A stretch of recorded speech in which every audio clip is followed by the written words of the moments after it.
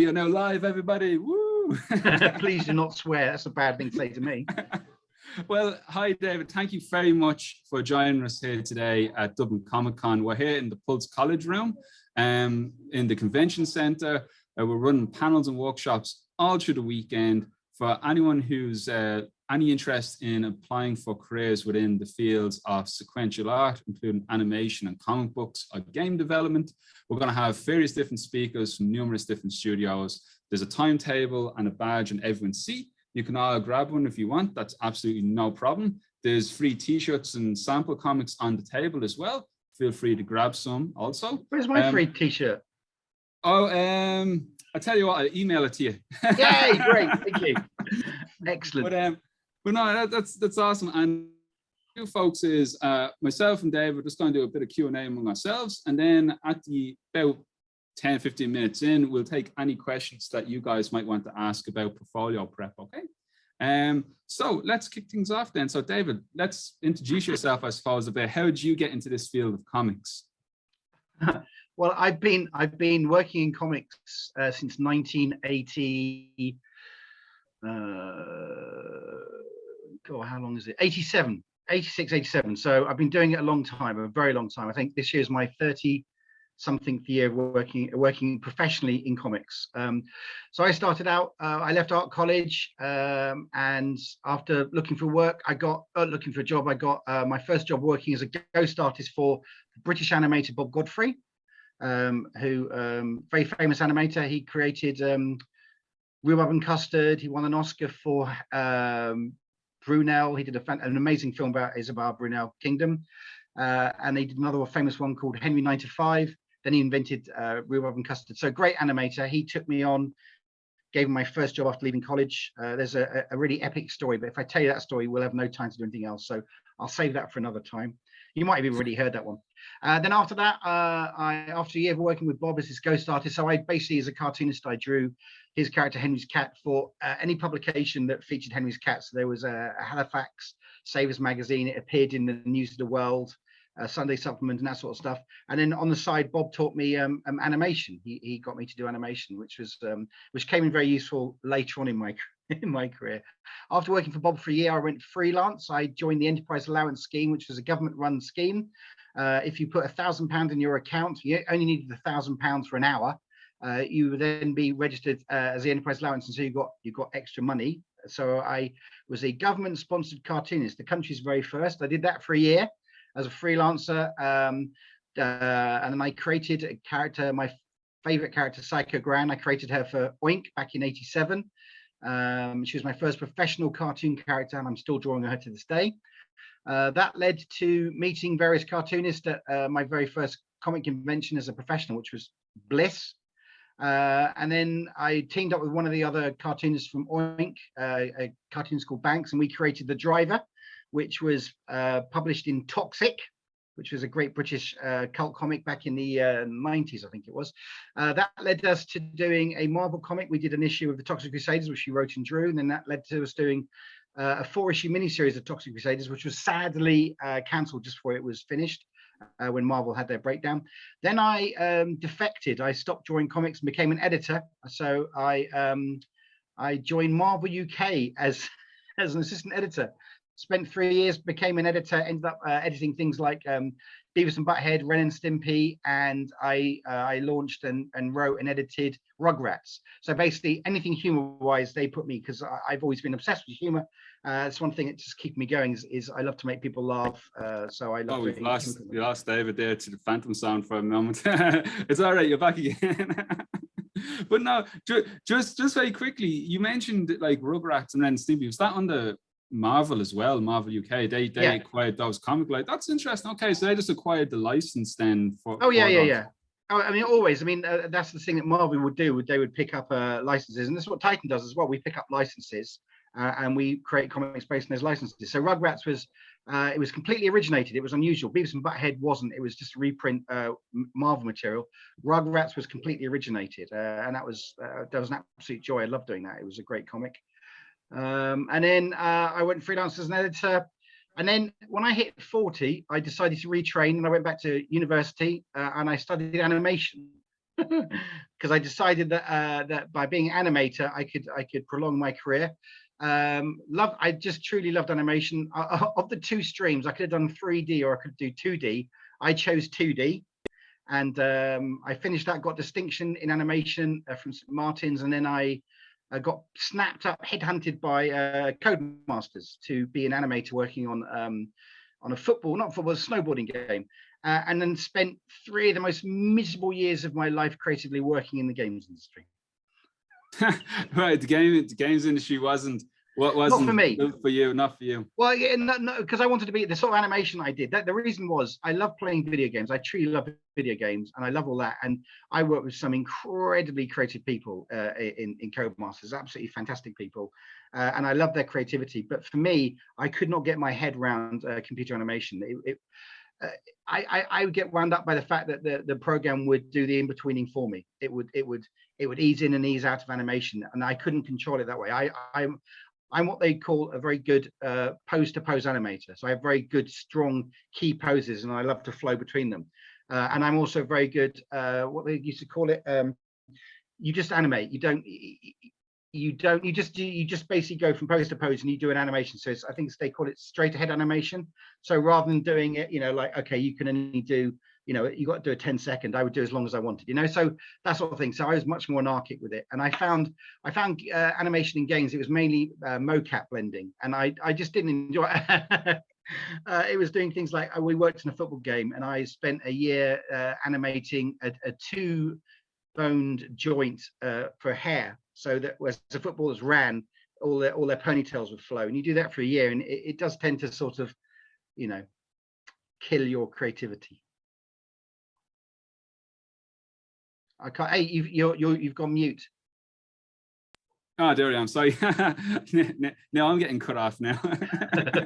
No, part of what we're doing with this room in particular is we're aiming towards students, those looking to break into the industry. So I just want, before I go into asking maybe tips or advice you would have from an editorial and a creator's perspective for what to include, just a little bit about where you are currently with Titan. You're an editor now at the moment. So day to day, like in that type of role that you're doing now, and how did it evolve from where you began to where you currently are? Well, currently I'm Titan Comics senior creative editor. So I tend to get given,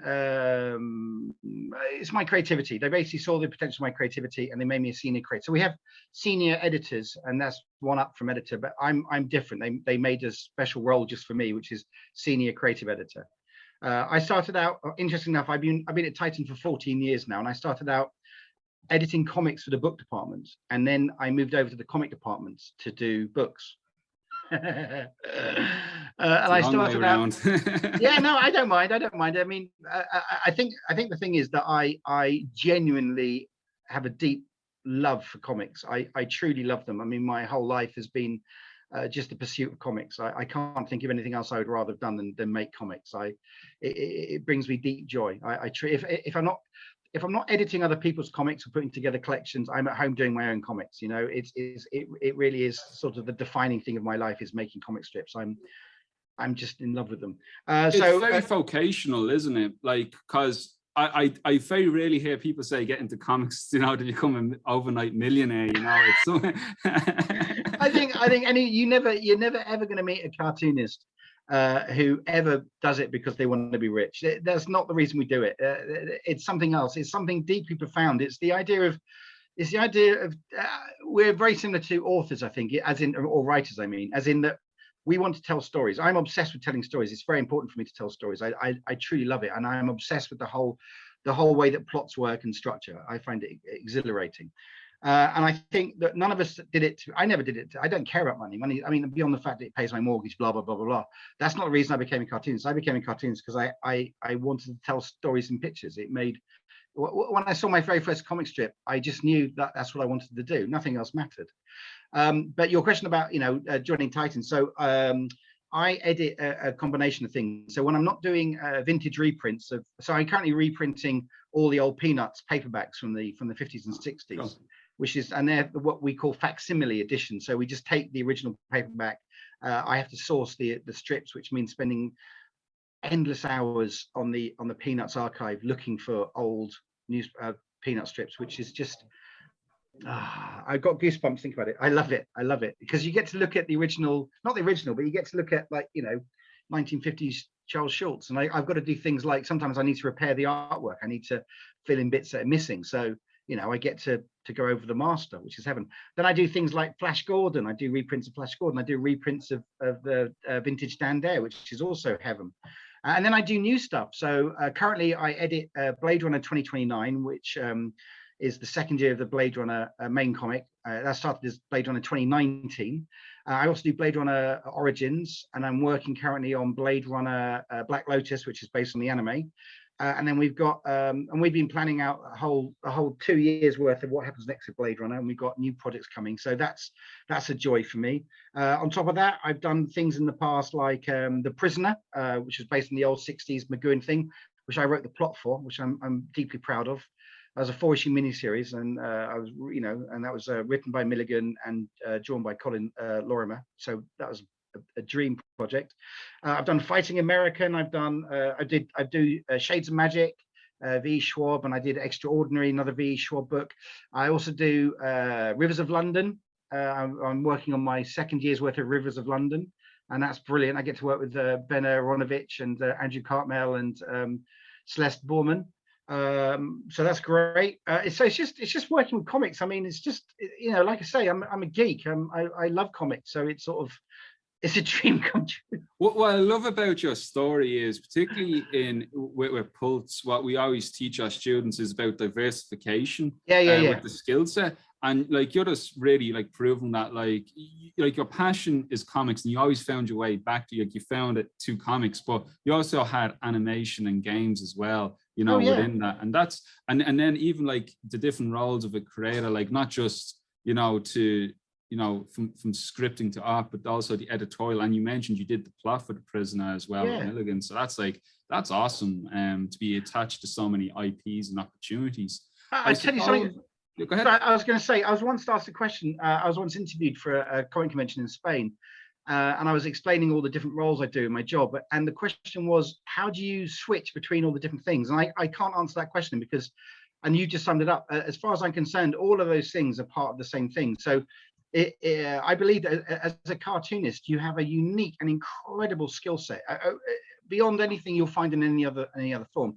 You could draw. This is if you do your own stuff. You're drawing, you're writing, you're editing, you're lettering, you're inking, you're coloring. You do it all. So I learned all this as a kid. I didn't realize when I started out that cartoonists didn't write their own stuff, because I grew up on humor comics. I wasn't interested in superheroes. I grew up reading Buster and Dandy and the Beano. Every now and again you might see Davy Law's name, or you might see I can't think of his name. Jump out of my head. The Dennis the Menace artist, the legendary Dennis the Menace artist. I know that is Law. Desperate Dan. His name. I'll shout his name out later on because it will come to me. My brain's through. It's fun. Anyway, I didn't realize that these people didn't write their own stuff. So I assumed, as starting out as a kid, that if you drew comics, you wrote and drew your own stuff, and that made total sense to me. So with that sort of thing in mind, and the idea of telling stories, thing about a cartoonist is that when you read a script, you instantly see the pictures, and that's another skill set, and all these things go together. I genuinely believe that if you're creative, you can turn your creative energies to any field if it's still in creativity. So I became an editor and all that. And I don't have an English degree. I mean, I left school with 3 O levels, and 2 of those were not, 1 was in English. That's what I got. But I don't believe that that's a handicap, because being an editor, there's different types of being an editor. I mean, when I read scripts and outlines and stuff from people, I'm instantly seeing that in my head. I can read a script and I can see it straight away. And I think all these things, so it's all part of the same. It's all, if you're creative, you can use that energy in any way at all. It's the best superpower. Oh no, 100%. And I suppose we spoke so much. I think we're in the same mind of, like, it's kind of like a tapestry, a mosaic. It's like it's many different strands, but it's all one at the end of the day as well. Yeah. But when trying to break into, quote unquote, break into industry, the best I heard it described is when one person finds a way, it's like breaking out of prison. That way's closed and someone else finds another way. But preparing a portfolio then, how is it? Because I know once I did I took a portfolio interview with Dark Horse, and they told me a Sunday, because I went in with everything I've ever done, and they looked at me like I had two heads, like, what are you doing? So what would you say to, you know, potential, you know, artists and writers trying to prepare a portfolio? What should they have? You know, how should they frame it? Like, depending on, I suppose, an artist's portfolio would be different to a writer. I suppose the best thing a writer could do is pair with an artist and try and do short stories. But what should what would you look for from a portfolio, like from behind an editor's desk? All right. Well, first of all, I've got to because I'm obsessed. I'll start off with this, which I was there. There are two incredibly simple rules to break into comics, and I'm going to tell you, and I'm not supposed to. You know, like the magic circle, you have to, once you've joined the magic circle, you can't reveal magic tricks. It's the same thing with comics, and I shouldn't even be telling you this, but there is an actual secret society of cartoonists and writers, and I'm not supposed to be telling you because I'm breaking the first rule, which is don't talk about it. But there are only two rules to break into comics, and this is absolutely correct. If you follow these two rules, I guarantee 100% that you'll get a job in comics. So rule one is make sure you're in the right place at the right time. And rule two is it's not what you know, it's who you know. Okay, that's it. There we are. Now you're in. Well done. Welcome to comics. Okay, so I have no idea. What I do have, I'm being flippant. I am being true about being in the right place at the right time. That is very true. And who knows what it is. Breaking into comics these days is much harder than it used to be. Okay, much harder. In the good old days, and I'm not exaggerating, in the good old days, you could actually phone up an editor, and you could say, "Can I come and show you my work?" And they go, "Yeah, come along in." And you'd pop along, and you'd show someone and your work. Now, in the good old days, I would get work on the back that I could make people laugh. So I'd go and see an editor, and I'd be cracking jokes, and I'd make the whole thing a performance piece. And so what you're doing is you're selling yourself. I genuinely believe that's still true, is that when you're a cartoonist or any form of creative person, you have to sell your work. You've got to be, you know, there's no point being a wallflower. If you get a chance to meet these people, do not be rude. I'll tell you some trick later on, but anyway, I'm rambling. Do not be rude. So basically, breaking into comics now is much harder because we have the internet to separate us from you lot. So basically, as an editor, the last thing I want to hear or see is submissions from somebody new. I haven't got the time, which isn't entirely true, but you know what I mean? It's all like, oh my God. So you have to grab your editor quickly. So Owen, you said that when you saw Dark Horse, you showed them everything. That is just horrific. That's I know. I think looking back on it, I'm like, what was I actually thinking at that time? But when you do it, it's like I was just talking to someone else this morning. You learn from your failures. Don't be afraid to make mistakes. You know, yeah. So the thing is, right? The thing, and I know why students and people starting out do it, is they want to show that they've done something. Okay. Now there's two different things. Being an artist and being a writer, there's two different ways of doing it. The art side's much easier. As an editor, and with all my experience, I can look. I know this sounds bullshit, but it's true. Sorry, I swore. You can look at artwork. I can look at a page of artwork. One page of artwork, I know if that artist is any good or not. You know, instantly, just look at a page and I can tell. So that's quite a shocking thing, because when you look at a portfolio, it's never just one page. You have to go through 20, 30 pages, and you know from page one if it's any good. So that's quite a shock. And it's weird the sort of things you pick up on. For me, there's things I look for, and I look at a page, I'm scanning it instantly.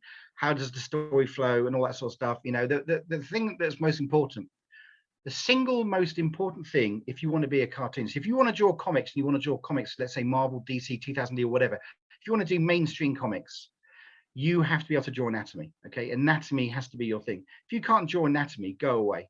Just go away. Don't bother. Unless your anatomy has to be able to work. Now, you don't need to be anatomically correct. Those are two different things. And drawing anatomy well and being anatomically correct are two different things. If you look at Jack Kirby, and you guys, anybody who's in comics who doesn't know Jack Kirby is leave the room now. If you do know, just look at his work. Now, Kirby is interesting. Kirby had an incredible understanding of anatomy. Now, Picasso is another good example. When you look at Picasso's cubism, you don't realize what he went through to get there. You know, the fact is that he started out as an incredible painter, and his understanding and anatomy and all the rest was genius, and that enabled him to create cubism. Weird enough, I believe that Kirby is, in a strange way, almost a form of cubism too. If you compare his latter day stuff with his early stuff, his understanding of anatomy enabled him to create a style of drawing in his later career, which was Kirby anatomy. It's not real, but it works because he understands anatomy. That's going to be the same for you guys. If you're drawing comics and they're going to be action orientated, if your stuff is story led and it's action, and whatever you want to call it, superhero, whatever you want to call it, your anatomy has to work. Okay, it's got to be. You can have a bizarre drawing style. It doesn't have to be anatomic, like I said, it doesn't have to be anatomically correct, but it has to function in its own universe. So that's really important. So I can look at artwork and I can tell from one page if it's any good, which is sounds pretty mean. Now, if you're going to show your portfolio, the one thing you don't do is start with your oldest stuff at the beginning and put all your new stuff at the end. Okay, that's one thing I genuinely hate. I tell you all things I genuinely hate when I look at portfolios. That's one. Number two is the number of artists who include their CV. I don't care. I haven't got time to read your CVs. That's not what's going to sell me your artwork. Oh, look, they've got 3 A's in A levels. That's wonderful. Well done. I'll give them a job. I don't care. I'm not interested. Okay. I just want to see your work and how good your work is. So that's two. That's really important. Okay. I'm not interested in it. Okay. Because if you're trying to sell your work, then sell your work. Number three, I might have forgotten a point and think of another one. The other one, never, if you're meeting an editor, if you get a chance to meet an editor, never ever apologize for anything that you've drawn in your artwork. If you point out bits that are wrong and you're showing me artwork that's wrong, why are you showing me that artwork? Because if you think it's wrong, I've already spotted it's wrong, and I find that really irritating, because I'm not going to give you a hallway pass just because you pointed out that your anatomy is shit. Don't show me your bad stuff. Only show me the very best of what you can do. Only show me your really best work. Put your best stuff at the beginning. Put your newest stuff. If you've been drawing strips the night before a convention and you get a chance to meet me at a convention, put that at the front. Okay, don't put it at the back, because I don't care what you were doing 4 years ago when you started your course. I only care about what you're doing now. Okay, so the other thing is, don't give me too much to look at. I haven't got time to look at too much of your artwork. I've got various different agents I use in Spain who send me their artist samples, and they usually give me, unless I specifically ask for it, they give me maybe 3 to 6 pages, and that's all I need to have a look at it. Okay. However, cartoonists, if you have more than one style, then show me your different styles. That's absolutely fine. Okay. So when it comes to artwork, it's basically less is more. Make sure everything you've got, you don't apologize for anything you do. Okay. On the other hand, though, don't be cocky about it. Don't come in thinking you know everything, because you don't. If you're starting out, you don't know everything. The other thing is that if you're meeting an editor for the first time, the chances are you're not going to get a job off that editor first time. Okay, if you're starting out, I would put a bet on that if you meet an editor for the first time, there's no way you're walking away with the contract, unless you are, the next Jack Kirby. Okay, so just have realistic expectations of what you want to. What you're trying to do is to impress an editor. Now, what I do when I do portfolio reviews at conventions, I tend to give advice. I'll always say, listen, I can do 2 things for you. I can just tell you how great all your stuff is, or I can be really honest and tell you what's wrong, and I'll make suggestions on how you can improve it. Now, you don't have to take my advice, okay? Because I could be wrong. Yesterday, I was looking at winners of a leading newspaper's graphic novel competition. Every year, a certain leading national newspaper does a graphic novel competition, and I looked at the winner, and I was just so depressed by it, because it was just so badly drawn, And I think there's a real sense that there's a sense that comics are becoming so sort of, isn't it wild if we do comics that bad? It's almost like Lichtenstein, the world's most appallingly bad painter, who stole some of our great comic artwork. He drew, yeah. I'm astounded. Like, I think the way they legally navigated that was something like it was public domain throughout, because like the way someone paints a statue was kind of the way he kind of navigated it. It was amazing. But do you feel with regards to the variations of style, that's just the subjective nature of art, I suppose? Like, maybe it's like that might be like, it is, the market is very much driven, or you would know better, but is it driven by like niche, like what's popular at that particular time? Like, what's the hot topic, I suppose, in terms of style and content? Would that be a factor? I genuinely don't know. I don't know what it is. I mean, I think there's 2 great rules of thumb, isn't it? No one knows anything. I think that was William Goldman who said that. And then I think the other one is we're all looking for lightning in a bottle, and God knows what it is. But every now and again, you have lightning in a bottle, and you go, "Wow, I found it!"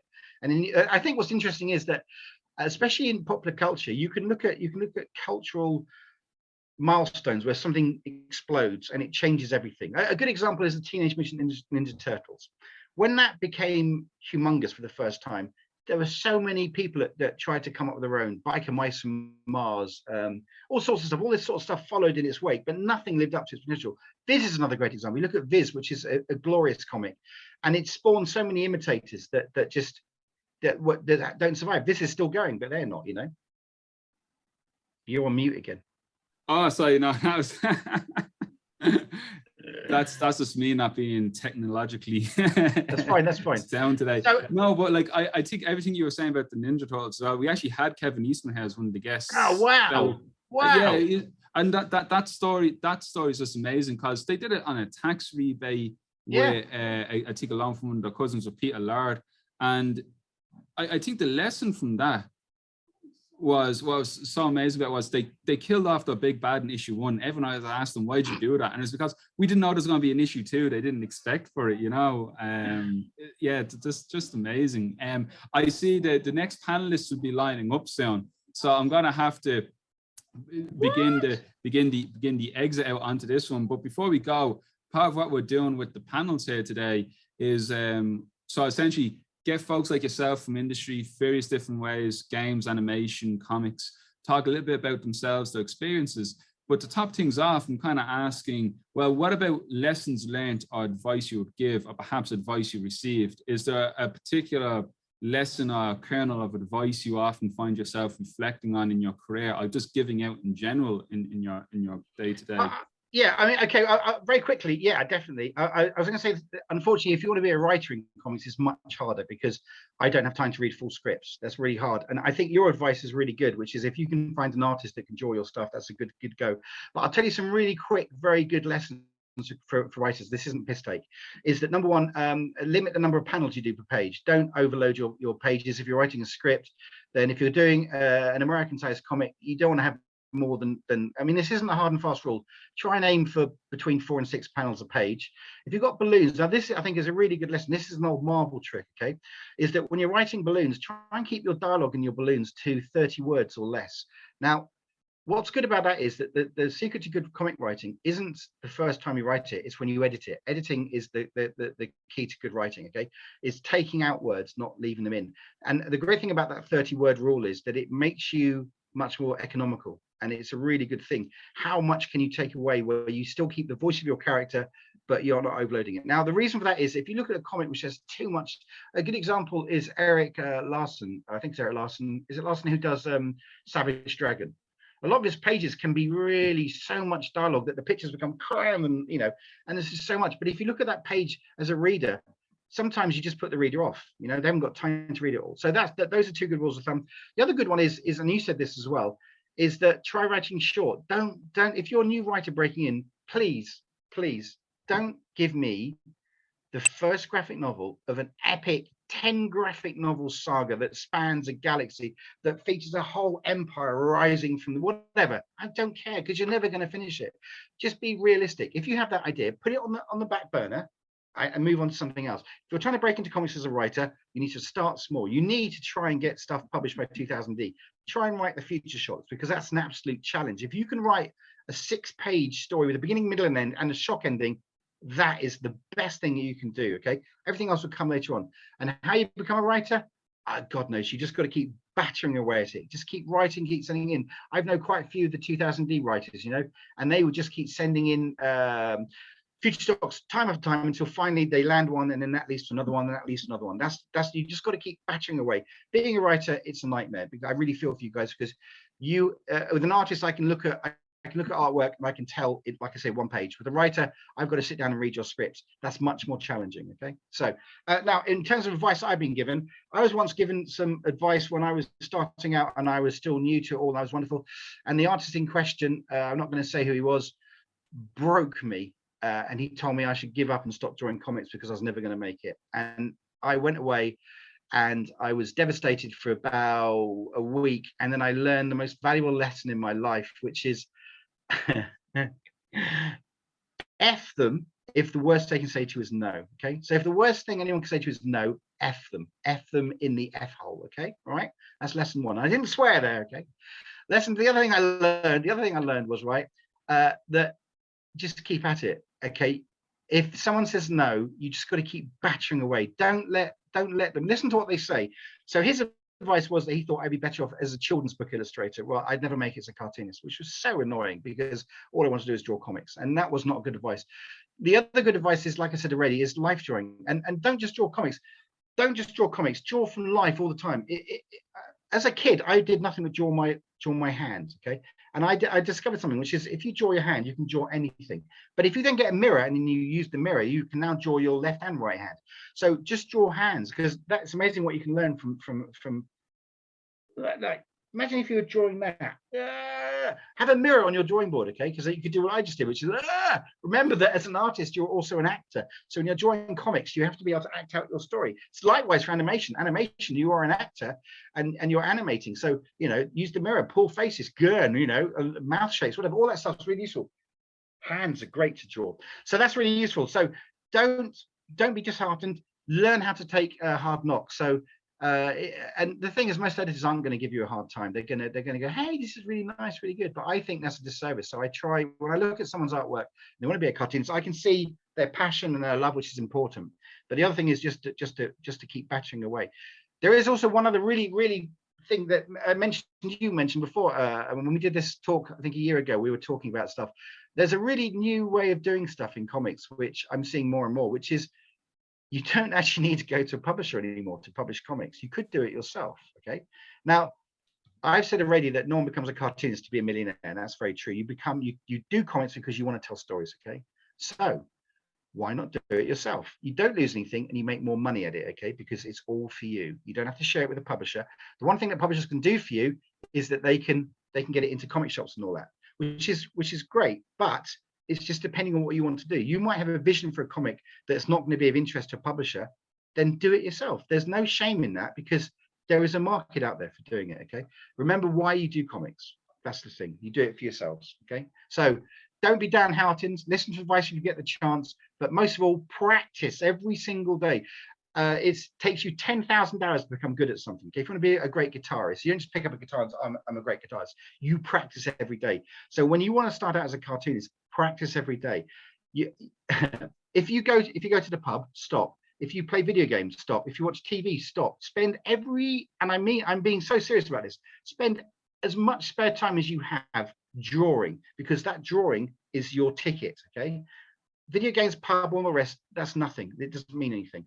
And then finally, I don't know how finally we are, but here's something which I've discovered. This is fascinating. This is mainly for writers. If you're you hear a lot about people having writer's block, okay? Now, writer's block is a horrible thing. I find it very difficult. But here's a trick that I discovered, which is that sometimes a writer's block hits you in a really weird way, which is it's not a lack of ideas, it's too many ideas. So you're working on something and you go, oh my God, but I got a much better idea. So you stop what you're working on, you move on to your next thing. This is a form of writer's block. So what you do is, when you have a much better idea than the one you're currently working on, get a notebook and write that new idea in your notebook, then go back to your first idea. And every time it happens, keep a note of it, go back to your first idea. Don't let your new idea take over, because if you do, you're never going to finish that first one. You'll always be halfway through the next one, okay? You'll never finish anything. So you have to be very regimented. Likewise, finally, any project, no matter how big, don't be daunted by the bigness of it. So if you have to do a 6-page, which doesn't sound like a lot, but trust me, a 6-page script can be very daunting. Don't think about it in 6 pages. Think about it as 6 individual pages. Break it down. How would you eat an elephant? If you had to eat an elephant, you couldn't eat a whole elephant, but if you chopped it into small, tiny pieces with a chainsaw, you could eat a little individual bit, and you could eat a whole elephant. Same way when you're doing comics, is approach it in manageable forms, which is why as a writer, never write anything epic, because you'll never finish it. Likewise, if you're an artist and you've got this epic 200-page space opera, I bet you by the time you get to page 200, you look back at page 1 and you go, well, I could do that better now. And so you start from the beginning and you do all 200 pages again, and you'd keep doing it. You'd never finish it. There we are. I'm off now. No, that's excellent. No, that's amazing. That's excellent information to come in. I see there's a couple of folks here. I just want to throw out before I get the wrap-up sign, if there's any questions from anyone about it could be, I suppose, just before I try out the questions, are there any upcoming projects you want to promote at the moment, David, like where they can find your work or support your work or anything? my work in particular with stuff I do for Titan. Both, I suppose. Okay, well, Titan, at the minute, I'm working on an absolutely, and I'm so excited about this one. I'm doing The Man That Fell to Earth as a graphic novel written by Dan Watters and drawn by Dev Pramanik, who did Dune recently. It's a graphic novel, 96-page graphic novel. It looks spectacular. I'm buzzing with that one, buzzing. Awesome. The new Blade Runner looks great. Blade Runner Black Lotus. I'm really excited. That's been drawn by Enid Ballum, who's a great artist. I love his stuff. He's a Mexican artist. He's got real zing to his artwork. It's exhilarating. Each Blade Runner, I try and find a different artist that has something they're bringing, some sort of spark, some sort of unique, and he's just sensational. My own stuff, I do 2 books. I do Psycho Gran versus. I do 3 Psycho Gran versus, which is basically Psycho Gran beating up fairy superheroes. I like that one very much. Then I do Psycho Gran Comic Capers Cavalcade, which is a collection of comic strips which appear in David Lloyd's Aces Weekly. I do collections of that, and then I do another book of which I'm very proud, called David Leach Conquers the Universe, which is my autobiographical comic book, which is the true life story of my life in comic book form, published by a company called All True Comics. Their motto is "We never lie." Issue 1's the time I fought Godzilla. Issue 2 is when I went into outer space, fought an alien and met my wife, but it's all true. So issue 3 went on sale 2 weeks ago. It's a very dramatic issue because in that issue someone dies. That's a 4-book miniseries. So issue 4's going on sale next year, hopefully, if I can get around to finishing it. So that's what I do. Both of those, you can reach me if you wanted to. Facebook, Psycho Gran has her own Facebook page, so you can always reach me on that. She's always very happy to be abusive and talk. So that's it, really. I mean, yeah, just that's awesome.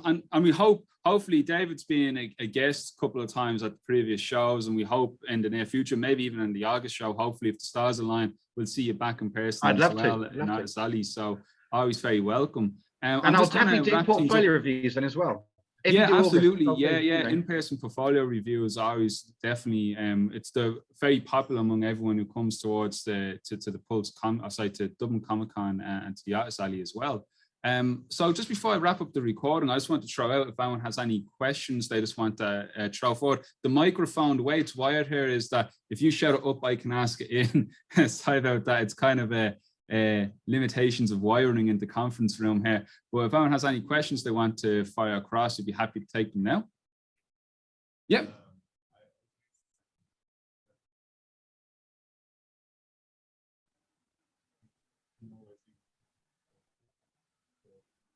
Oh.